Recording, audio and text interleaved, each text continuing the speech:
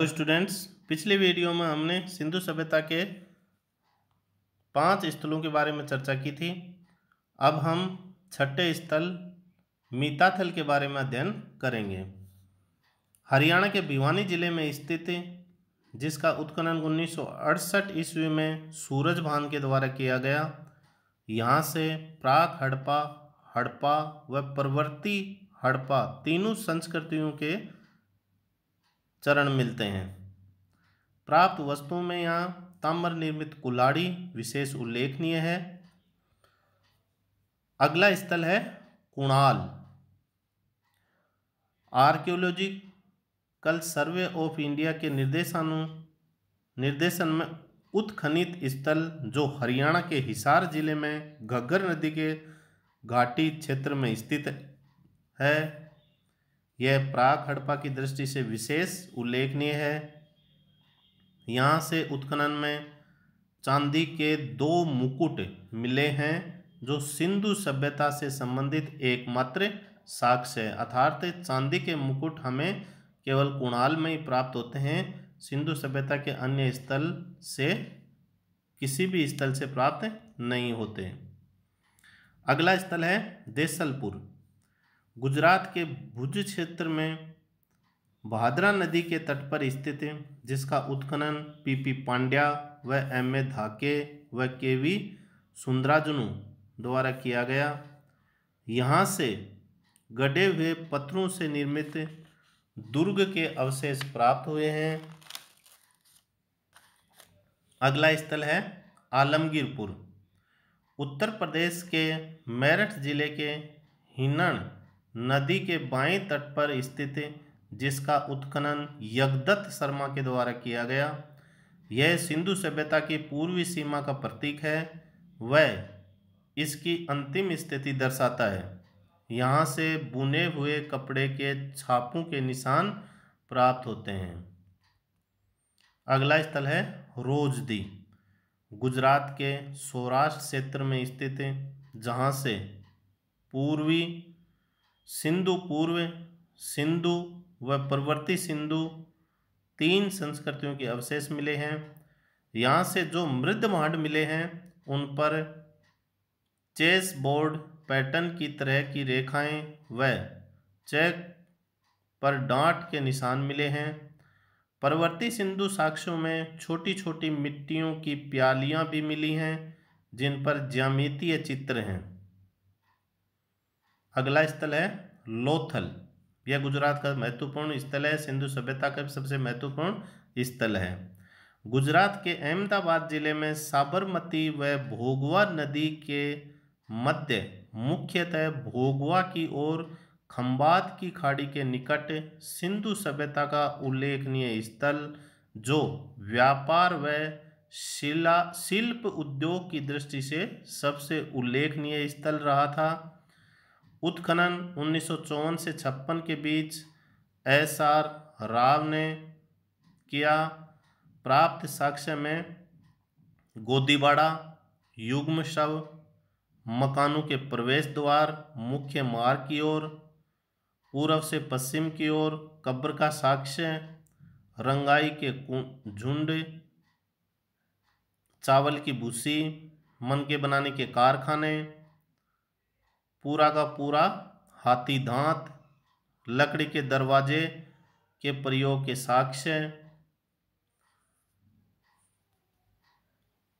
चौकोर व वर्ताकार अग्निकुंड, घोड़े की मृण मूर्ति, फारस की मोहर जिस पर 2 मुँहे राक्षस का अंकन है, मृद भांड जिस पर बारहसिंगा की आकृति है, छिद्रदार सुई, नावों के नमूने, मृद भांड पर चालाक लोमड़ी का अंकन, सोने के मनके, धनी व्यापारी का आवास, ताम्र निर्मित चूड़ियाँ, चित्रित जार, 1930 वर्ग मीटर भूमि में बना हुआ अन्नागार, जो 12 खंडों में विभक्त है, वह 4-4 के 3 खंड हैं, चक्की के पाट, हाथी दांत का पैमाना, 2 ऐसी पशु आकृतियां जिन्हें संभावित गायें माना जा सकता है, सूती वस्त्र, बर्तन के टुकड़ों पर लगा चावल आदि हैं।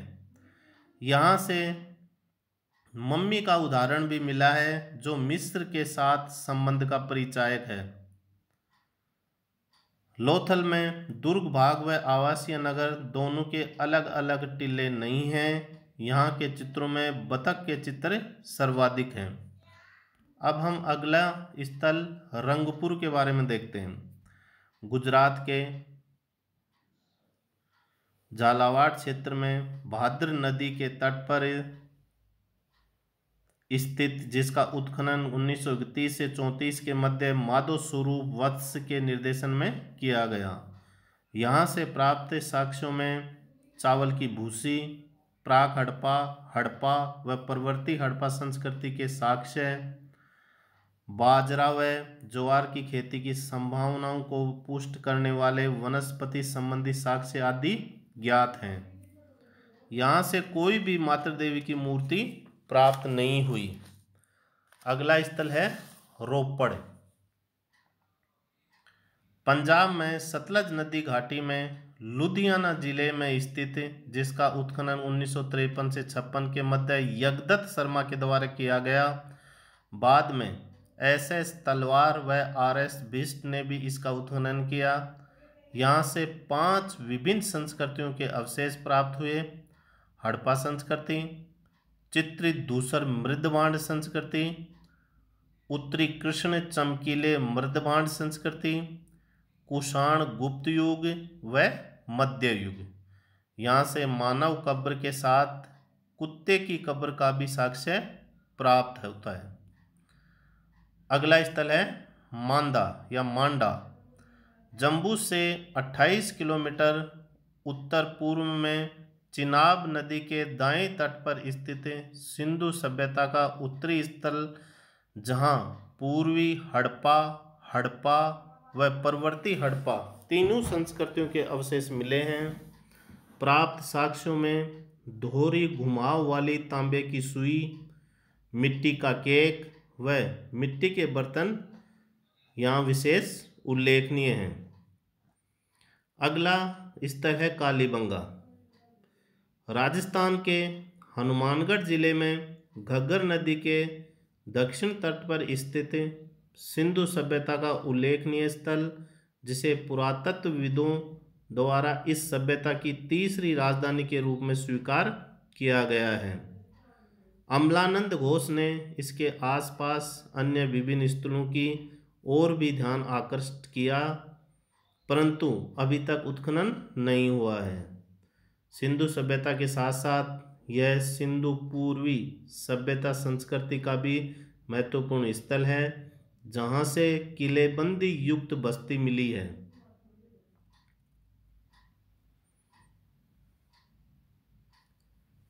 उल्लेखनीय है कि कालीबंगा के दोनों टीले सुरक्षा प्राचीरों से आवृत हैं। किले के उत्तरी भाग में प्रवेश द्वार है, जिससे सरस्वती नदी तक पहुंचा जा सकता है।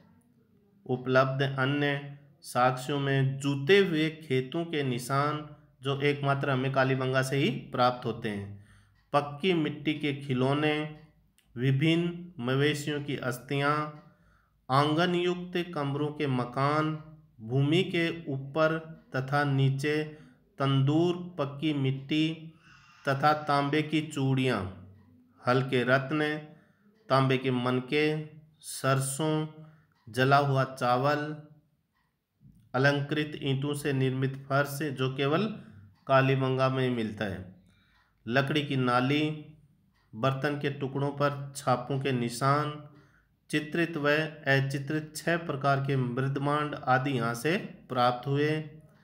यहाँ से 3 प्रकार के कब्रों के साक्ष्य भी मिले हैं, जिसमें पहली है आयताकार कब्रें, जिसमें शव को विभिन्न वस्तुओं के साथ दफनाया जाता था। दूसरी प्रकार की कब्र है मृत शरीर विहीन कब्रें, जो संभवतः प्रतीक के रूप में थी। तीसरी है शव के दाह के पश्चात अवशिष्ट अवशेषों को किसी विशाल अस्थिपात्र या मंजूषा में विभिन्न वस्तुओं के साथ दफनाने का साक्ष्य। यहाँ से सभ्यता के अंतिम चरण में सड़क पक्की करने का साक्ष्य भी स्वीकार किया गया है। कपड़े में लिपटा उस्तरा व मिट्टी से निर्मित स्केल भी मिला है। कालीबंगा का शाब्दिक अर्थ है काली मिट्टी की चूड़ियाँ। धन्यवाद।